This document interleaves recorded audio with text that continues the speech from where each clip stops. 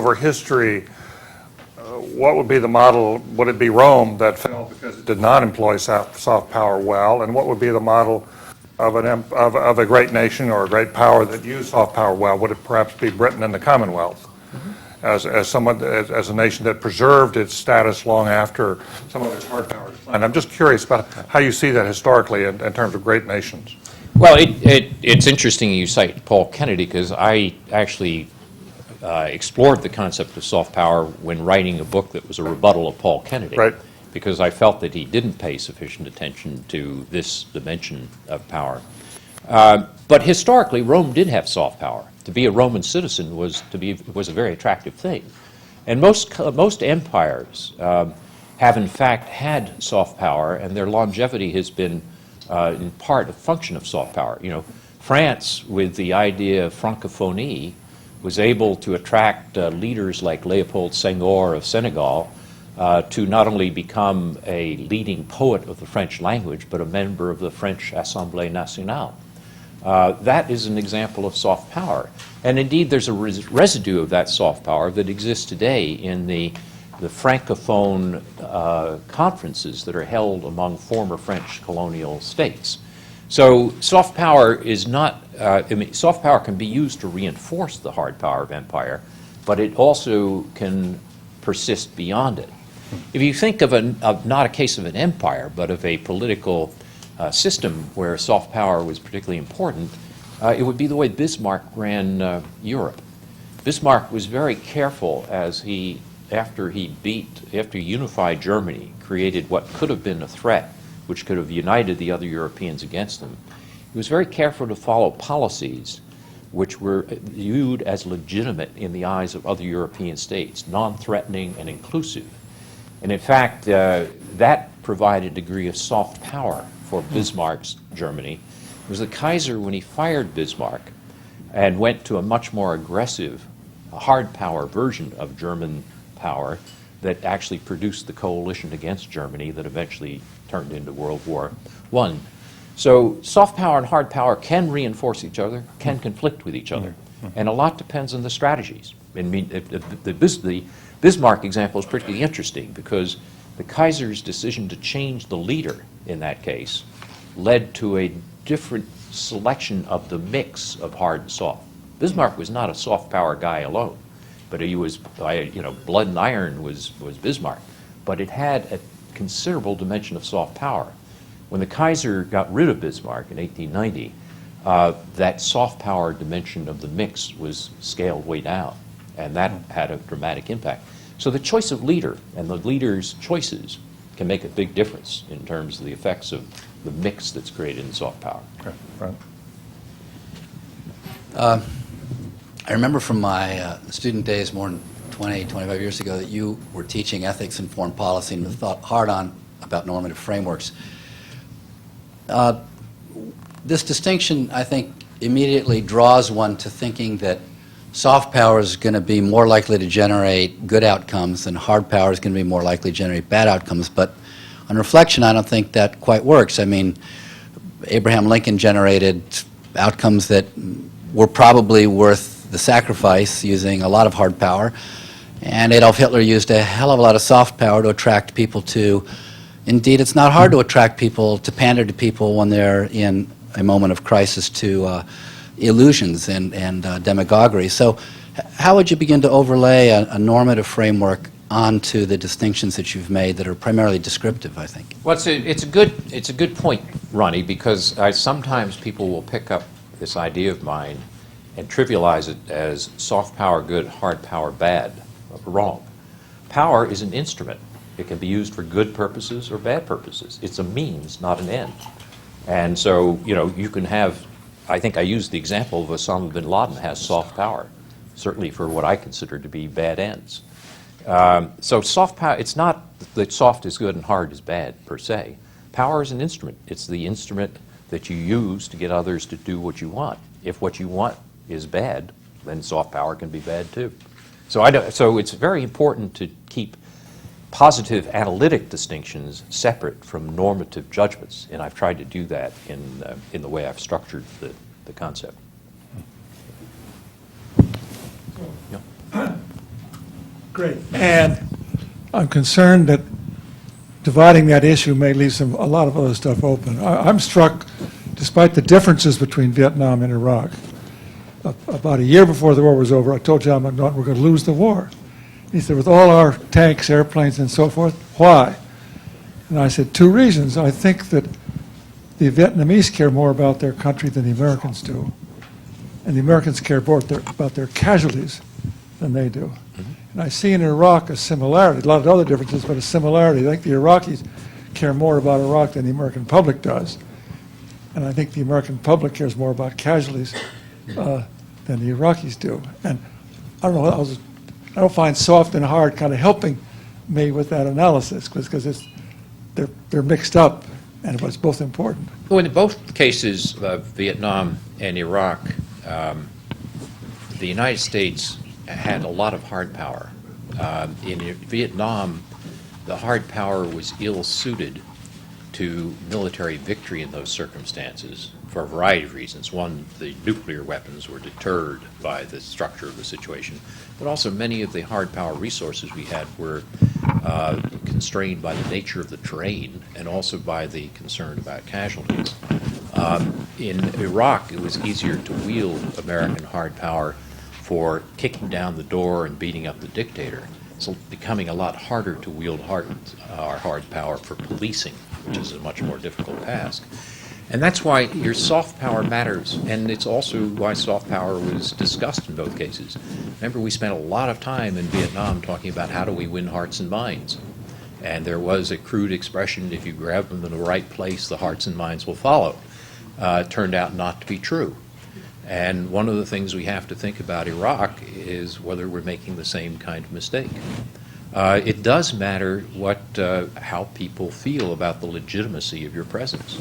And if the Americans become seen as an imperial occupier in Iraq and run against nationalism, they're going to lose as they lost in Vietnam. And the key to that then is to move rapidly, not to withdraw American troops, but to have Iraqification, as the horrible word goes, and to have internationalization, which is why one of the great mistakes, I remember, this isn't just 20/20 hindsight, I wrote a column in last May saying if Bush were smart, now, instead of hubris, he should turn toward the UN in May and get this internationalized as quickly as possible.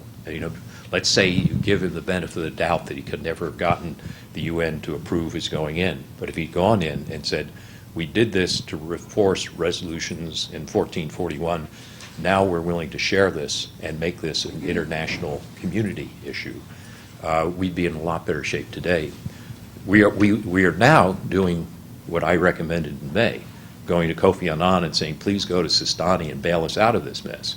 If we'd thought of that 8 months sooner, I think we would have spent less money and lost fewer lives. So soft power does matter, even in places like Vietnam and Iraq. Good. I'll get back here. If I could, for purposes of transcription, I'm told by the organizers it would be helpful to do two things. One, if you could use the microphone when you ask a question. And Roger Fisher didn't know that when he asked the first question. Secondly, if you could identify yourself, that would be helpful. And I'm also told that the transcript won't be printed publicly, but it helps for internal purposes. I don't think it'll be any publication. I think this is off the record unless your permission is sought for something that you say, and then you'll have a chance to put yourself on the record if you choose. Please. My name is Shalom Sao. Two questions. To what extent soft power is a function of the leader's sense of security and confidence? And two, to what, i.e. Gandhi versus anyone, Nixon? And second question, to what extent soft power is situational, i.e. Churchill? It's a very interesting question. I mean, I'd love to have a better understanding, and one of the things I'm going to do in my year off for good behavior is go back and reread Howard Gardner and others. What was it in the personality of some leaders that allowed them to take these risky decisions? I mean, why was it that Gandhi saw that he had a better chance of winning with soft power than with hard power? Was it purely pragmatic? Was it morally driven? Same same question with Martin Luther King, who made a similar series of decisions. And then the question is, why was it that Arafat thought you'd do better with hard power? I mean, these are instances in which leaders' choices make a huge difference. And then what is it that makes leaders make such assessments? Is it because of a very clear analytical, or Nelson Mandela would be another example. You know, why was it that Mandela decided that forgiveness and reconciliation was going to be his trademark rather than vindictiveness, which would have struck me as a much more natural reaction to what they had suffered. And, you know, in some cases I've gathered that this was a pragmatic choice, you know, that this is more likely to work. Other cases it may have been a normative choice, that I'm not going to do it unless it works this way.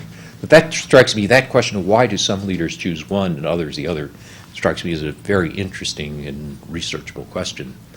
But on your other point about soft power depending on context, yes, very much so. And you know, Churchill was very good at, with his speeches and persuasion and so forth, also his rhetoric, which expanded, you know, during the war to these larger freedoms that he and Roosevelt expounded in the Atlantic Charter and so forth. This was effective for soft power.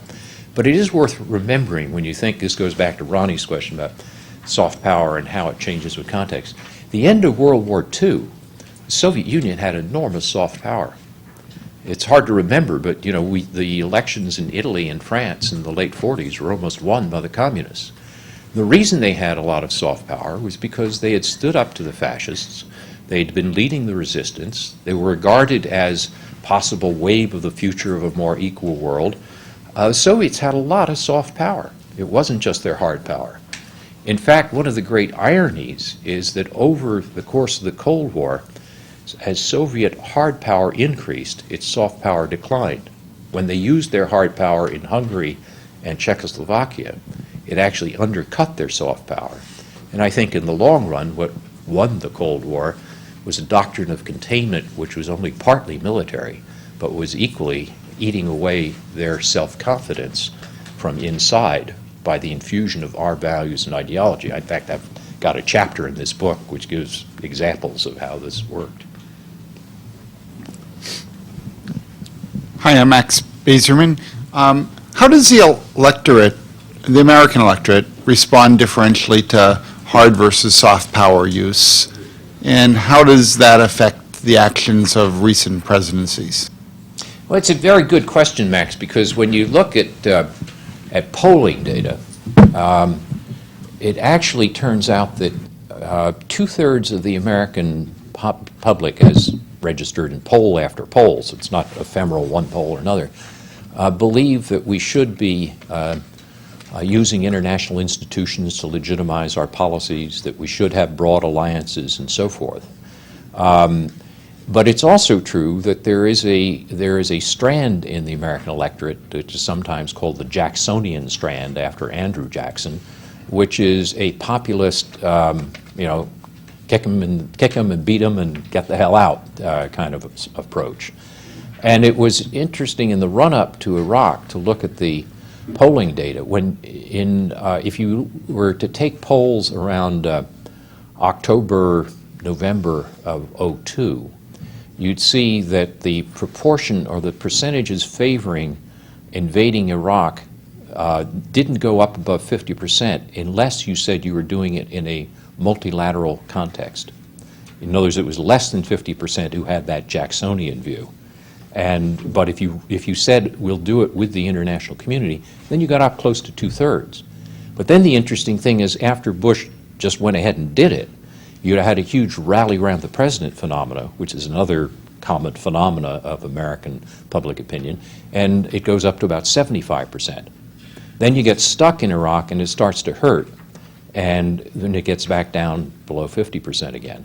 So there are contradictory strands in terms of the American electorate, you know, leaning toward hard power and leaning toward soft power. Not always the same people, but some of them are. You know, sometimes it's the same people with different preferences, sometimes different groups within the population. But the Iraq example I just cited gives you a if you graph that, you'd have an interesting illustration of how this changes over time. No, just going back a little bit to Ronnie's question, I guess, Joe, or maybe it's different than that, but you offered at the outset a view of power and then restated it even more sharply as an instrumental idea, that it was concerned about a means to the end rather than the ends itself. But it seems to me that one of the fundamental ideas in the concept of soft power itself is the idea that the legitimacy of the power that's engaged, which will have a behavioral effect on how many people will cooperate with it, is conditional on the ends, right? So that in some sense one can't act with power or with soft power for purposes, I mean this would be the sharpest case, for purposes that people who are either the object of the power or the audience for the power or the partners in the production of the power, right, would accept as, if they're inappropriate ends, then automatically soft power goes down. That's right. So, so what's curious about this idea of soft power then is that once you start talking about soft power as though it were conditional on ends, then important part of the context that you're in is the normative perceptions of the general population, which determine how the people in the situation will react to the effort to express either hard or soft power, because their reaction will be profound and important. Yeah, that's exactly right, and that's also why it's sometimes, remember I said that unlike hard power, it matters very much on the perceptions of those who are the receivers of it. And so it often is important to disaggregate. I gave the example of bin Laden's soft power. Bin Laden is attractive to fundamentalist Islamists who want to have radical change toward an earlier primitive form of their religion as they see it. He's not attractive. Those ends are attractive to some and repulsive to others. Similarly, if you take American culture or objectives, when we say we're going to democratize the Middle East, that is attractive to some people in the Middle East, and it scares the hell out of others, repels them. Graham and I just heard somebody yesterday from the administration who said after he went out there, one of the people he talked to about Bush's new initiative said, please leave us alone. So this was not a demand for democracy and human rights. So soft power depends very much on the audience, and much more so, it's more dependent on that than hard power. I can beat you up or shoot you or pay you irrespective of our whether we share ends or not. I cannot attract you unless there's some sharing at the end. So your point is absolutely right. Which sets limits on soft power. Why don't we change here now, and we'll then come back to conversation and allow Graham Allison, who is here, to respond. That will open up the floor more, and then we'll come back to some conversations, and you'll have the first one. Will that be all right, Michael? Graham, you can stand. You're welcome to stand. All of you know Graham Allison, and you have his biography. You know how distinguished he is, and if you don't know yet, you'll soon find out why. Well, I'm glad to be part of this, and I'm sorry to be late, but we have teaching responsibilities as well, and my dean would get me in trouble if I didn't meet my class. But in any case, I've had the opportunity to talk to Joe about soft power over a number of years, and actually have read some drafts of the book as well as the book itself, and like the ideas. And I think the general proposition that soft power matters, he makes conclusively, and I think a valuable contribution in that respect. But I'll try to limit myself to 15 minutes or so, or 20, so we can have some more debate. And it seemed to me that David and Barbara, in the context of what I understand to be the purposes of the conference, you're talking mostly about misuses of power. And Joe doesn't have so much to say in the book about misuses of soft power. So I'm going to try to stir the conversation a little bit by making 4 points that are more relevant there. Okay? The first has to do, in the short definition with short power, is the ability to get other people to want what you want, so they'll do what you want them to do. Okay? That's not exactly the quote from the book, but it's essentially getting them to want what you want. Now that certainly sounds a lot nicer than twisting their arm. Okay? So you're not using force. But it can be more insidious because you can twist their mind. Okay? And it's interesting that mostly when we talk about examples of soft power, there's a temptation to try to talk about good uses towards good things that at least we think are good. But I think from an ethical point of view, unless I'm missing something, this is neutral. So whether I persuade you to like virtue and therefore to behave virtuously, or to like vice and to behave sinfully, is, I think, independent per se of whether I'm twisting your arm or twisting your mind. Okay? If one asks who is most effective in getting other people to want what they want in such a way that this translates into their doing something that they want them to do in the world, I think the answer is evident. And it's Madison Avenue advertising.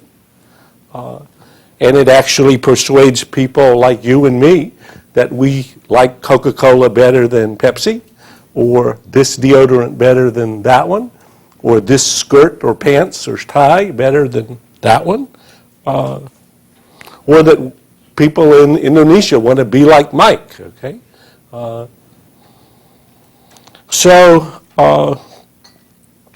Indeed, I think if you ask who's been the most successful with respect to the project of getting other people to want what they want, I would say it's kind of core consumerism. Okay? Core consumerism, which then, if you were trying to be critical about misuse, might be license. So I need one more coat. Jesus actually had a different idea. He said you had two coats, you're supposed to give one to the other guy. Okay? But we think we need one more coat, one more pair of shoes, one more car, one more house, one more whatever. Okay? And actually that religion of consumerism is virtually unchallenged by people that you know. Okay? You try to think, well, gee, it's kind of peculiar that a few people have hundreds of coats or dozens, and some have none. But I need one more. Okay, let's go shopping. So I would say the kind of paradigm of American culture, such as we are, is what?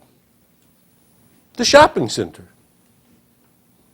You go on Sunday morning or Saturday and look and see how many people, or Friday, how many at the mosque, and then go to the area, how many at the shopping center.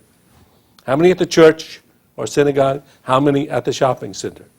If it's open hours, there'll be 3 for 1, at least. And it's going, the divide is widening.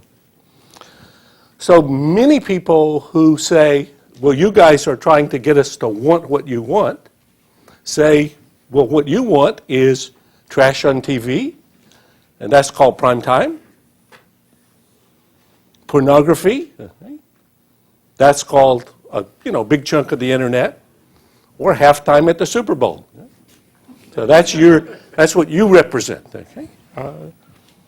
And I would say they do a pretty good job of corrupting other cultures when they go there, because mostly, for whatever reason, people do like sweet rather than sour. Okay? And they do like more rather than less. So that my first proposition is as we try to think about soft power and misuses of soft power, getting people to want what you want is not per se good or bad.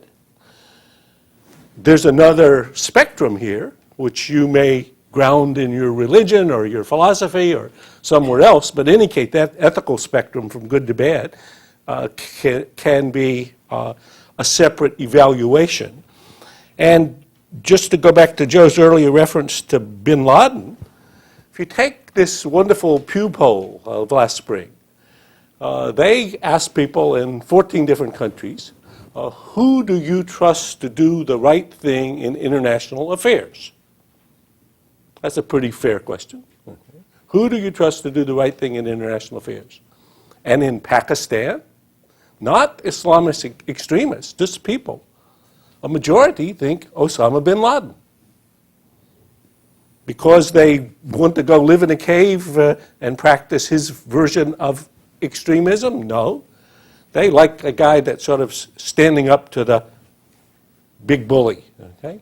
Or, I don't know, I mean, hey, the poll only tells you the results. It doesn't tell, go into reasons. How about in Jordan? Three times more people in Jordan trust bin Laden to do the right thing in international affairs than Bush. And in many other, Pakistan, Indonesia, where else? I can't. Malaysia, yeah. So across a pretty broad spectrum. In fact, as Joe referenced, the European Union did this fascinating poll back last year, last fall, in which they asked which nation constitutes the greatest threat to international peace and security. And the U.S. came out at the top of the list, right next, with the same percentage level as North Korea and Iran. This is Germans and Frenchmen and Dutchmen and Brits. Okay, so that's my first point, that soft is not necessarily nicer in some value terms than hard. Second point, with what authority does one go about persuading others to want what we want? Because the implication of the argument is that we should be better at getting people to want what we want, and I agree with that. But by what authority do we do this? Or on what, in what is our confidence grounded? Well, George Bush, when he gives his speech at the National Endowment of Democracy, which was a great speech, or at Westminster, saying we're bringing democracy to the world, says God gave people this set of rights, that women are equal to men. For example, let's just take that one, but we could do 20 more. And that's actually a pretty good grounding. But for secular modernists, that's not a place to retreat to. So where else does one ground this view? That we should tell people in Afghanistan that women should be equal to men, or that we should be imposing upon or seeking to impose on Iraq now, a constitution that gives women rights equal to men.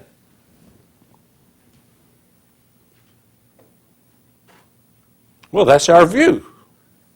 We're stronger than they are. There was a war, we won, so why don't we arrange it our way? Okay? But if you think that's a natural right, you need to tell me a little bit about your philosophy or theory of natural rights, if you haven't grounded it religiously. And if you don't have a basis in religion or natural rights or some other, then what about rights for gays and lesbians? Maybe we should have that as part of the Iraqi constitution. And you say, well, maybe we should, maybe we shouldn't. Well, who are we to decide? Maybe they should decide this. Well, no, but they might make the wrong decision, and we want them to want what we want them to want. Yeah? And if that's okay with you, what about animal rights? I actually am a subscriber to animal rights. I mean, to go wild here. Okay? I would think that animals have some right not to be tortured. That hadn't been recognized yet, but actually women's rights weren't recognized for a long time. Even individuals' rights to be equal weren't recognized for a long time. So over time. But in any case, on what basis? My only question is just to raise the question, on what basis are we deciding what we're persuading other people to want in order to have them do the things that we want them to do? And from other people's perspective, this often looks like a form of intellectual or value imperialism. And if you look and see the rights that actually are coming to be accepted and appreciated in countries, lots of them do include Coca-Cola and consumerism and equal rights for women. And maybe all those are a good thing. Yeah? Okay, third, as Joe said in his remarks, which I saw the text of and which he deals with in the book, trying to come to grips with this topic of soft power right now is especially interesting because it comes at a moment for Americans and in American history where we've just had where we're in the early stages of the what I call the debut or rollout of American military dominance. So Afghanistan and Iraq were sort of Microsoft Windows 1.0. Okay? A dominant system, even more than Windows. Well, a dominant, what Cooper, the fellow who was Blair's foreign policy advisor, calls in his new book, unconstrained and unconstrainable power, there's the quote, unconstrained and unconstrainable, has an inescapable consequence of making other people uncomfortable. Lady Barbara Ward had a better way to express it back in the 80s when she talked about British relations with America across the Atlantic pond, as the Brits call it.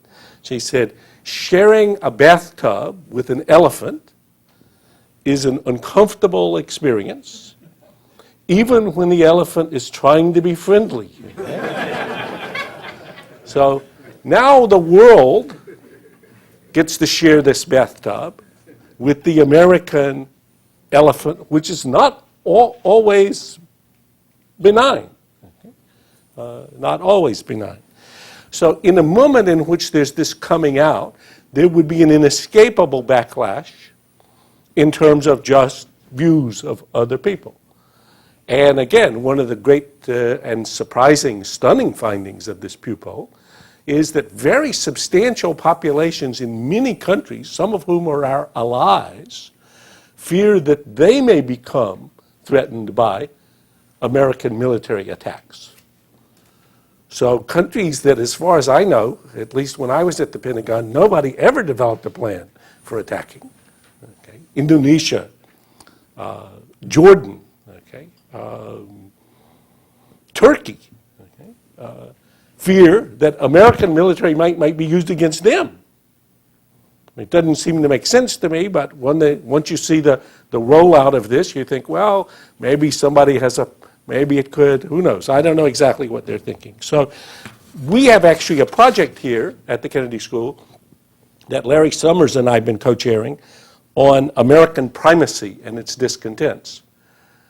An inevitable and inescapable part of which is a high level of discomfort, which makes even more important what Joe's writing about, that is to attend to the ways in which this then affects the ability of the U.S. to get what it wants through other people admiring and wanting what we want, given that they're inescapably suspicious. That doesn't mean that everything that we do, it doesn't mean that style or the or the actions in the soft power realm don't matter. It actually means that they matter more, but they're harder to succeed with. Fourth and final point. Again, to misuses of power. Misuses of power tend to focus on misuses of commission. Let me start again. Misuses of power tend to focus on misuses of commission. So we bombed the wrong guy, or we bombed somebody. But in a broader ethical framework, there's omission and commission. So the question of instances in which a party failed to act either with hard power or with soft power, and some bad thing happened, usually is not the basis for blaming people, because you're into hypotheticals and counterfactuals, and in any case, I didn't do it. Okay? So charging somebody for negligence, even for criminal or moral culpable negligence, is rare compared to finding that they did something which they shouldn't have done. But I think particularly if you're trying to think about the uses of and misuses of power for America or for countries, the questions of omission become about as interesting as the ones of commission. And so if we come to a topic like terrorism, before 9/11, how many times did Al-Qaeda attack Americans? Well, they did the World Trade Center in 93. They didn't really do it, but they cooperated with Khobar Towers in 5 or 6. They did 2 embassies in Africa that killed about 300-400 people, of whom, I don't know, a dozen or more were Americans in 98. And we could do more. To that, the American response was send in the Justice Department, okay, and the FBI to prosecute criminals. And actually, the fellow who did the World Trade Center in 93, Yosef, is locked up in jail in Colorado. But when the FBI and other law enforcement agencies went to Saudi Arabia to pursue people who seemed to be involved in the Khobar Towers bombing, they got absolutely stiffed. And we moved on. So you can see the omissions in the period before that. Now 9/11 happens. Then you see some commissions, like war against Afghanistan and the toppling of the Taliban. Almost everybody supports that. Then you get moving on to Iraq. In the Iraqi story, I believe that that the idea of being ready and being prepared to pull the trigger was right. I think they actually got the wrong target. Okay. That is, Iraq did not seem to me to be in the first category of imminent threats of terrorism, and especially WMD terrorist attacks on the U.S., as compared, for example, to North Korea or Iran. And actually, you could, if you were blaming the Bush administration, blame them not only for the doing of Iraq or the way it was done, but I would say an even greater failure, in my view, was the failure to act in the case of North Korea, which is now much closer to having an operative nuclear arsenal than it was when Bush came to office. And the Iranian story, which is still playing out in real time. Now, in both of those instances, there's a mix of hard and soft power. But I would say that as you're thinking about misuses, thinking about omissions as well as commissions ought to be part of the picture. So that's my 2 cents worth.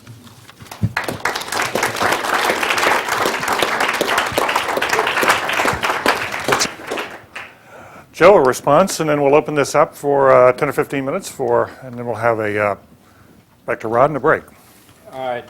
Basically, I agree with what Graham said. I think the first point, which goes back to the exchange I had with Ronnie about the power is instrumental, is exactly right. You can twist people's minds as well as arms, and there's not. It's also the question of how you do it and for what ends.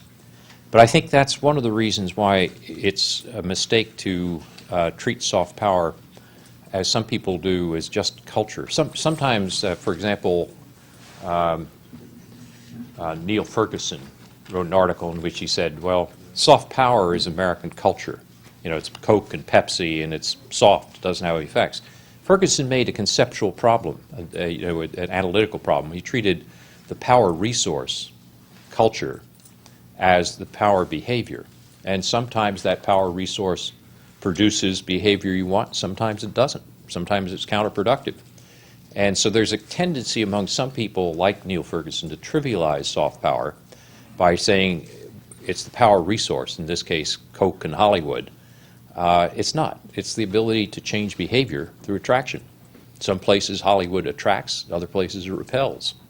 And I think Graham is exactly right, which is that consumerism and Madison Avenue, which is where most of America's presence overseas comes from. I mean, the most of what we project in our power resources comes from the civil society, not from the government. That makes it all the more important that the government actually represents values and not leave it up to the market. If you look at it's interesting, if you look at what do you think the ratio is between what the United States spends on hard power and soft power in the government? Well, it's about 400 to 1. We spend about $400 billion on the defense budget, about $1 billion on public diplomacy and broadcasting. And when I cite that, sometimes people say, yeah, but that doesn't, you're missing the point, which is, we've got the huge resources of Coke and McDonald's and Hollywood, and we're generating soft power all the time. And so, you don't have to have the government get into this game because it's being done by the society. But that really falls into the problem that Graham said, which is that if you leave it to the market, you're only going to have the values expressed that the market finds profitable. And the United States is more than just market values. I mean, democracy and human rights are also part of the values we want to express. And that's why a much more significant public diplomacy budget is crucial in this period, and that we can't just leave it to the market. And if you do leave it to the market, you get these situations like Rupert Murdoch's Sky TV, which removes the BBC from broadcast to China because the Chinese said, take it off or you're not going to get a license. That's why you need a Voice of America or a public broadcasting, because we don't want to leave it just to the market. So I think Graham's point is exactly right. I'm merely just illustrating it to say what are the policy implications of his point. Michael, we promised you a question. Yeah, I'm not sure this is the time for the question, but let me just ask it. I'd like to bring you down from the world of international relations down to part of the conference on universities and organizations. Could you talk about your own use of hard and soft power as the dean, and what you've learned about those concepts as a leader of an important institution? Well, if I were discreet, I would say I'll tell you on July 1st. No, but I think if you say how do you run a university, it really has to be in large part with soft power. I mean, you ask what are the sanctions that a dean has? Well, I can take away people's parking places. I can maybe not pay them quite as much. I can't really take away their salary because they're tenured, at least the tenured ones. I can not give them raises. But there are actually very few. I have almost no power of coercion, and I have quite limited powers of inducement. So on the first two dimensions, I'm very limited. So that means you really do have to rest very heavily on soft power. And I I wouldn't be at this autobiographical, but since I'm on my way out, it doesn't matter. I felt when I took this job that there was no contradiction between being a dean and being a scholar. In fact, I thought they reinforced each other. And that if I were going to attract tenured faculty to do things I wanted, I had to be a player coach. Larry Summers once said, of all my deans, you're the one who's the most like a player coach. And it's true. I have reserved a portion of my time, not nearly enough, to read and to write. And I have not regarded that, and so that means there's less time on fundraising. No, really not less time on fundraising, less time on administration or smoozing or whatever else you do. But I've regarded that as essential for attracting tenured faculty to do what I want, because I have very few other levers over them. So if you go back to the case that Mark mentioned at the beginning of this project on visions of governance for the 21st century, which I started early in my tenure, which was an effort to get people from different parts of the faculty to come together and say, what's happening to government and to governance, and what are we doing about it, and how are we going to change it, and what does that mean for our curriculum, or so forth. That whole project, which produced about 7 books and had bi-weekly seminars and off-sites every summer for the faculty, was essentially my effort at using soft power. And I guess I was driven to do this because I had so little hard power. I think you can't run a university, certainly not a school like the Kennedy School, without resting very heavily on soft power. Now, I think it's not just a university, as I said in my talk. I think somebody was telling me that a person who was CEO of a very large Fortune 500 company, when we were talking about this, he says, it's not just universities. He said, I couldn't have run this huge company without buy-in. My biggest job was to get the people that worked for them, my other executives, to share my values and my mission. So he said, you may have it may be harder in the university since you were constrained. You can't offer people large salaries or stock options, and you can't fire them. You can, but it's awfully hard. So it may be harder in a university. So, but that basic insight, which you can't run a large organization without soft power and a lot of buy-in, is not just a university problem. But it certainly is true of a university more than, I guess, most other organizations. Howard was over. Yeah, Joe, I appreciate your remarks very much, Howard Gardner, also Graham's 4 points. But I'd like you to talk a bit more about soft power as it's perceived and as it operates in different cultures. Because I hear you saying 2 things which I can't reconcile. On the one hand, you seem to have kind of a universal view of soft power, and even a quantitative one. You talked about the United States soft power went down in Iraq as if it was a fact, and then you contrasted, so many billions of dollars for defense and much less for diplomacy. But on the other hand, you talked a lot about how it was culture-specific and context-specific, and what happens to attract could be anything. So could you kind of try to fill in a bit more of the space about which aspects really are pin-downable and which ones are more ephemeral? It's a good point. I mean, you if you take broadcasting produces power resources. In other words, you put out all these broadcasting. Suppose you double the budget on broadcasting. That is essentially a potential source of attraction, but it may not be. It may repel rather than attract. So if you go to power as measured by behavior rather than resources, and I said resources is just a shorthand that we use, then you have to measure it in terms of polls and focus groups and look at them for consistency across polls and over time, because any one poll is too ephemeral for that. And what you find then is that attraction depends very much on the audience. So I can take the case of Iran, and I find in Iran that the same broadcasts and the same by the government and the same Hollywood movies by civil society may have totally different effects on the mullahs who rule Iran and the younger generation who are behind veils and behind closed doors actually thirsting for those American videotapes. If you read this wonderful book by Asar Nafisi, Reading Lolita in Tehran, you get a picture of a different generation, a different view of Iran, of Iranians who are deeply attracted by American popular culture. At the same time that the same books and videotapes are profoundly repulsive to the Iranians. Now, if you sum that and say, what does that mean for American soft power in Iran, it becomes very hard to aggregate. You might say, in some ways, in the short run, since the mullahs have the guns and budgets, it may be that American movies are counterproductive. But if you integrate it over a decade, it may be that they are productive.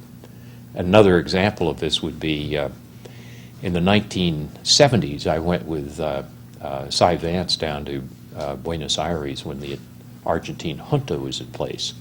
And at that time, you may remember, Carter was placing great pressure on human rights on Latin American governments, and the Argentines disliked this intensely.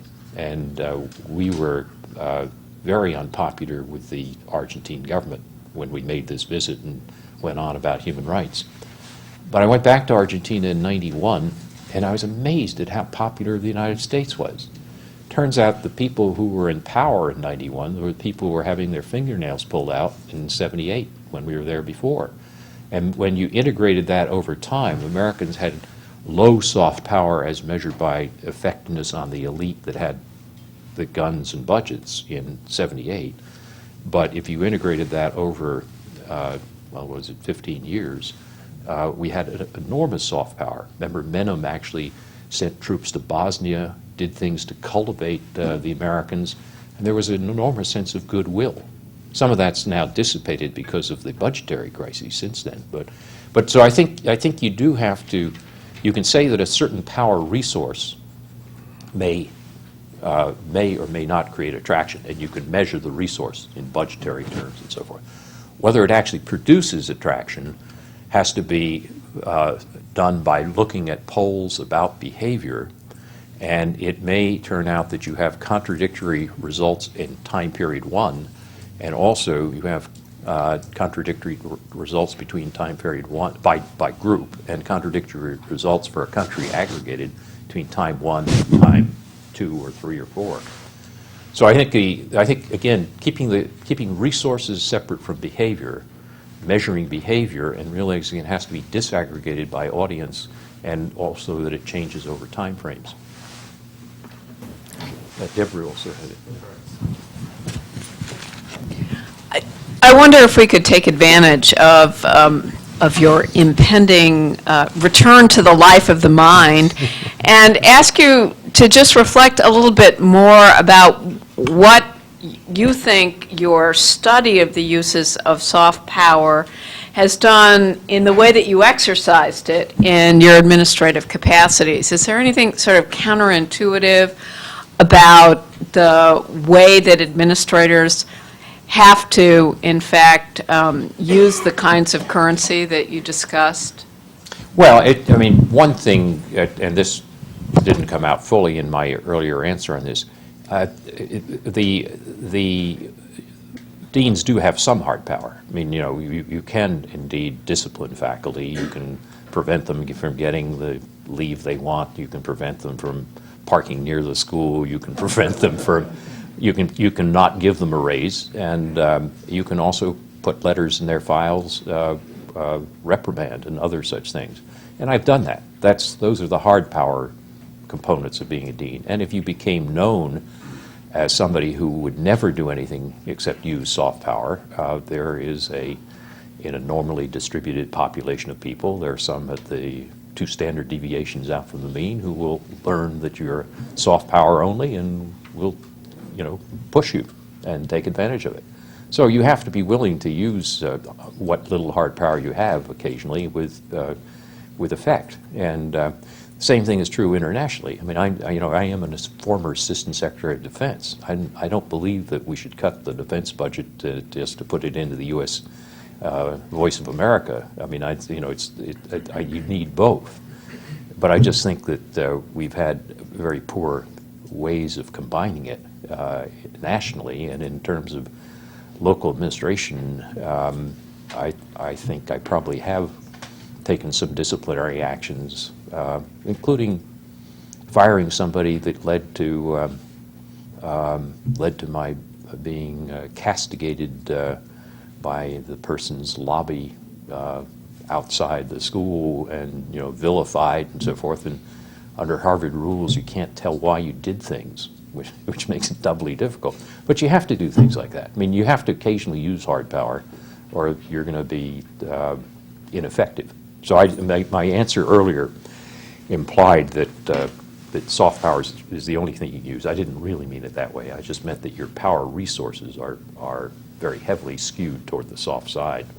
But if you don't use the hard power resources you have, let me tell you, some people are going to run ragged over you. So let me comment, because this is an observer watching. I would say, I mean, obviously it's a long subject, but you did and have deliberately used a more soft power framework for some part of your decanal functions in trying to take some things that you wanted faculty, for example, to admire and emulate, and giving those respect and actually reward, and even talking about it.